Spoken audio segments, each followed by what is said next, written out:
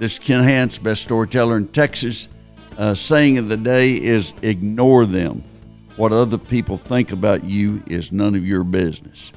If you start making decisions based on what you think other people are going to think or what they may say, you've lost control of everything. And so I think that's great advice. Ignore them. It's none of your business what they think about you or say about you. Just it's kind of like the old saying, bury the dead and move on. That's a dead issue. So forget it.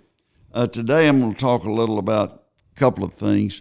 One is President Nixon's resignation, the only president we ever had to resign, and then Gerald Ford taking his place, the only president we ever had that was not elected, and the impact.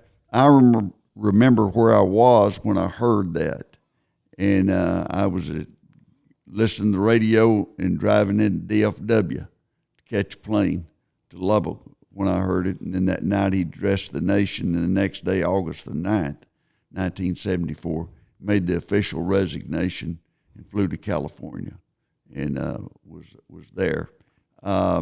It all stemmed from the break-in at the Democratic National Headquarters in 1972. And they were running against McGovern. He wasn't going to beat them. There was no need to break in. And you don't have to break in to figure out what your opponent's doing in politics. They'll show you, and you know them and know their background. And it's a waste of time and money, and put you in a position that you might get indicted, and which is not a good position to be in. And they broke in and got a wiretap and did some crazy things, and then later did some dirty tricks. And I don't know what they had more money than they needed to spend. And I can't believe that someone in a meeting didn't say, hold it. Breaking in the opposite party's, office is not good politics. And so it was just kind of a stupid thing that they did, and and Nixon had to resign. Ford became the first unelected president, and Gerald Ford was appointed as vice president. Spiro Agnew, who was an articulate guy, had been governor of Maryland, and that he had taken some bribes from some contractors. And he was a pretty articulate guy and had pretty good standing, but something not even related to the presidency or vice presidency came up in a corruption case, and they indicted him, and he had to work out a deal where he left and pled guilty and had to resign as vice president, and they took Gerald Ford. Ford had been, he played football at Michigan, and he had been House Minority Leader for the Republicans, and was a good person and was very sound, and people trusted him. And so that's one of the reasons they took Gerald Ford, and Nixon felt comfortable with him. And then after there was more investigations, there were congressional hearings left and right about Watergate. And they started the impeachment in the House. And the thing that probably turned it was that Barry Goldwater went to see President Nixon, and he said, we don't have the votes. They got the votes to impeach you, and it's going to happen. You better off resigning, getting this behind you. And Nixon didn't want to do it, and thought about it, and he came to the conclusion it was the only way to overcome the obstacles that were out there. And there were a lot of them. And so he did, and then flew to California. Ford went in, and Ford had an election coming up in 76, and so he had to make a run at it. He had Ronald Reagan was fighting him in 76 and did not win that, but came back and won in 80, won the nomination. And Ford in September and I believe it's September the 8th of 1974. He pardoned Nixon. It was almost a month, and he pardoned him. And he'd gotten advice from different people. One of them, Leon Jaworski, who was a friend of mine, and I served in the state Senate when we had an impeachment trial there. Impeached a judge from Duval County that he bought the judge and his brother bought some snow plows, and they were down in Duval County, and the closest Weather Bureau was in Corpus, and it snowed one time at that point in time in the last 50 years, and it was a trace. It wasn't an inch of snow, it was just a trace. And they bought 6 broken down snow plows, and they had them rented to the school district, to the water district, to the county, to the city. They had like 5 governmental entities, and they were paying $1,000 in each for each snow plow. So that was, $5,000 a month, and they were doing it in July just like they were in January.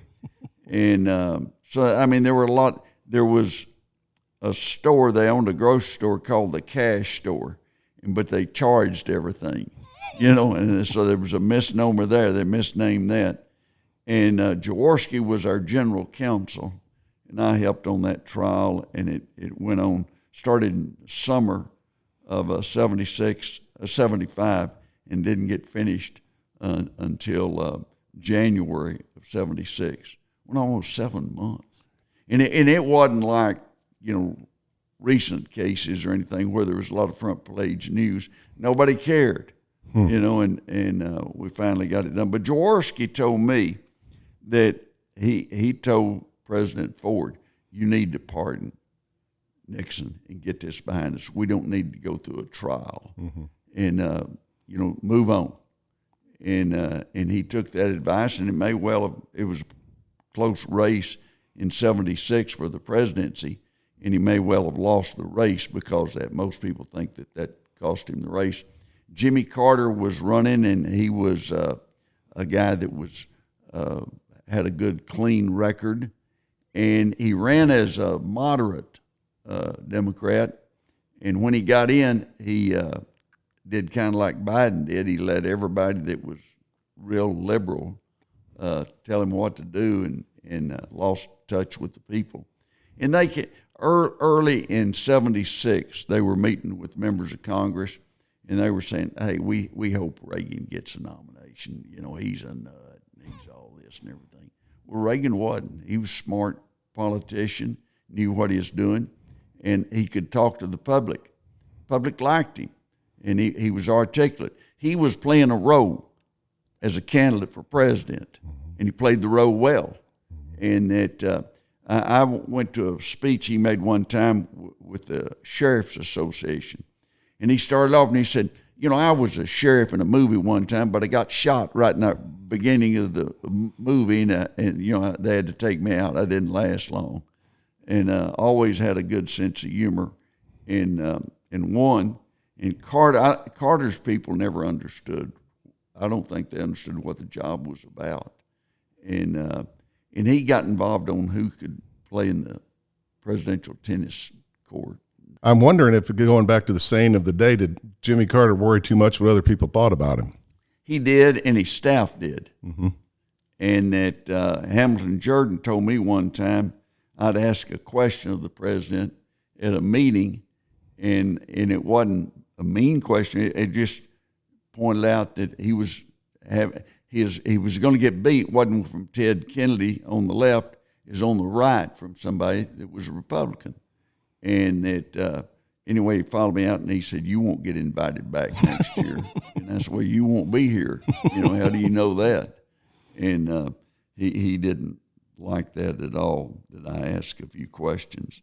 But pardon Nixon, I think Ford did the right thing. It probably did cost him the presidency. But he had other issues that he was fighting.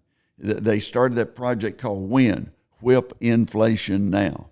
and they were fighting inflation, and part of the inflation had come about in 73 when you had the Arab oil embargo, and the price of gasoline went from 35 cents to over $1 in a short period of time. And so people were hurting. The economy was tough, and they were having a difficult time, to say the least. The break-in, though, was foolish, and the cover-up is what got him. Making an illegal action, he could have said, these guys made a mistake, they shouldn't have done it, but they had information that such and such was going to happen in national security, and they were trying to do the best they could under the circumstances. But the result was that they tried to cover up, and that wound up getting defeated, and that's what brought it about. Spending was out of control, and Ford was vetoing bills left and right that came to him.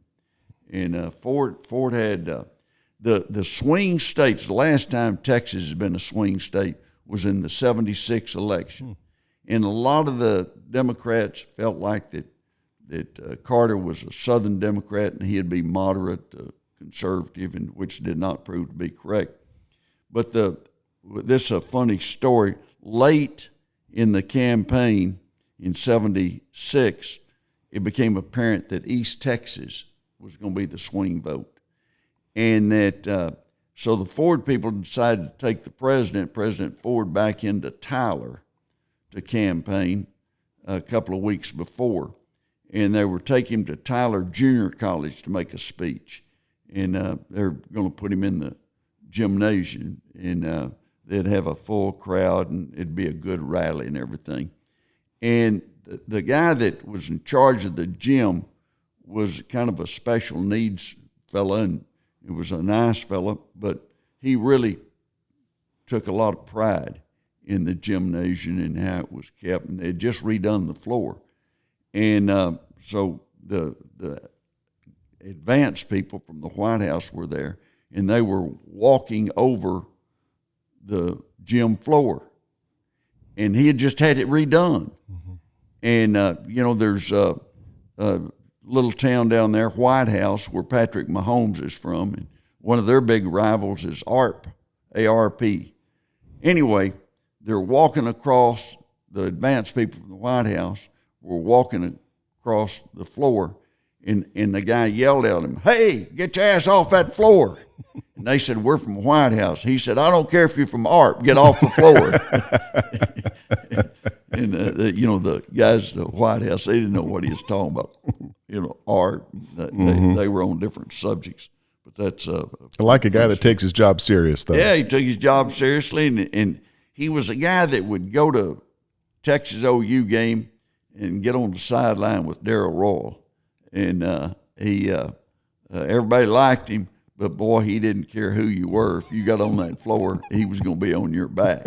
Read a deal last week that reading over the last 20 years has declined by 40%.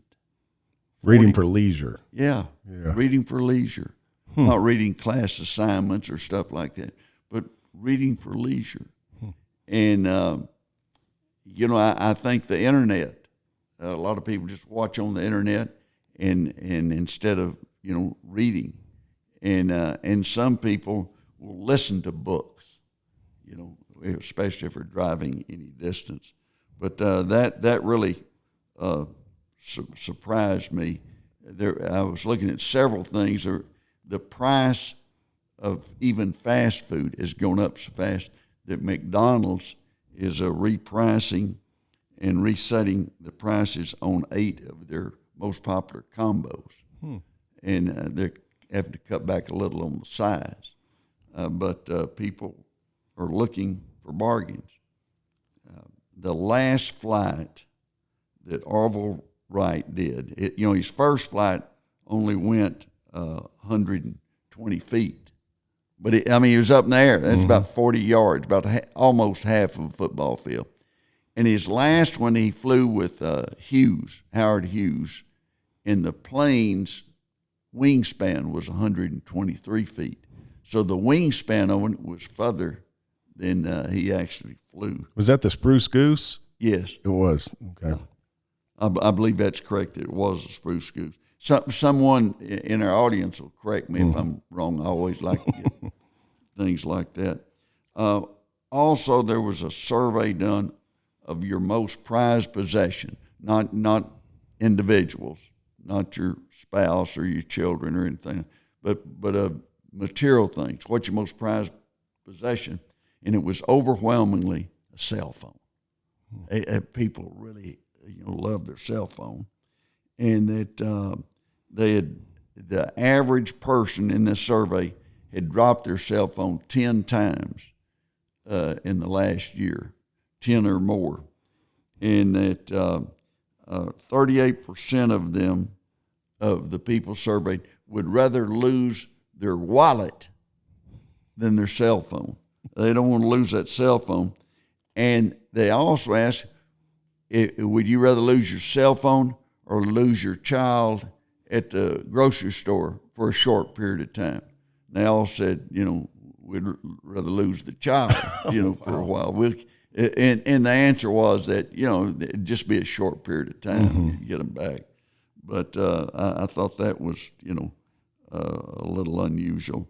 And 59% said they would dive into a swimming pool to get their iPhone, their cell phone. And 56% said they would crawl in a dumpster to get their phone.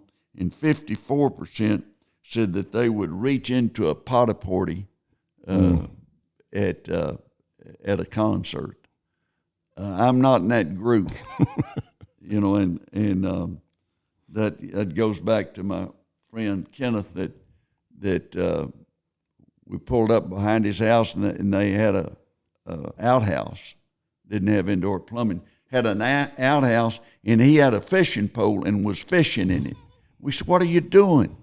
And he said, "I dropped my Levi jacket in there and I'm trying to get it out." And I said, "You're not going to wear that, are you?" And he said, "No, but it's got a sausage and biscuit in it I want to get out." I always thought, what was he thinking? Who was he? There was 51% said they would miss an international flight. They would miss it to catch their phone or retrieve it if it was lost somewhere. And which, it tells you how dependent we are on our cell phones. There was another survey that came out that had what was the perfect salary, and it came out 74,000. And 74,000 in Lubbock, Texas, or Abilene, or Wichita Falls, Amarillo, those, that's fine. But if you live in San Francisco or Los Angeles or New York City, that is not going to be a good amount to be able to do well on. Also, last week, a school district, first week of school in Indiana, couldn't run their buses because someone went in and stole their catalytic converters on every bus. And the reason, those will bring a lot of money because of the materials in them, and you can get them off a bus faster because the bus is up so high. If you get them off a regular car, you got to jack the car up or you got to crawl under it or something like that. So buses are vulnerable to that, and they had to shut down school till they get the buses repaired. One other story that I want to mention, a postal employee that was doing her route found a guy that he was having problems and he couldn't breathe. He had a heart attack, and she did chest compressions and got him breathing. By the time the EMS people got there, he was able to talk, and they saved him, and then she went ahead and finished her route. I was impressed. I was impressed. One other thing I wanted to mention, there's a story that came out today, it was in USA Today, about the top wealthy suburbs in the U.S. And the number one, I'd never even heard of this place, Scarsdale, New York, and that's in Westchester County, and the average household income is $601,000. That's the average. Somebody's pulling that average up, and the average home is worth $1.6 million. Wow. And it's the wealthiest suburb in America. There's one that was one of the wealthiest, Palos Verdes estates in California, and their average income was only $367 compared to the $600 in Scarsdale. And the average home price, and this is in California, $2.8 million. You know, I mean, a young couple can't buy a house. Hinsdale, Illinois, Chicago's North Shore, the average income was $376,000, and a home value was 1.3. University Park, one here in Texas, and it's the sixth wealthiest suburb. At University Park, it's close to SMU. Average household income is $390,000, and the home value average is $2.4 million. And then West University Place in Texas is near Rice University, and they have average income of $409, and average homes 1.1. They also have, but they're not a special suburb or a special town, River Oaks. And if they were, they'd be way up there. And that's in Houston. In Houston. McLean, Virginia. I lived in McLean, Virginia, and it was expensive when I was in Congress.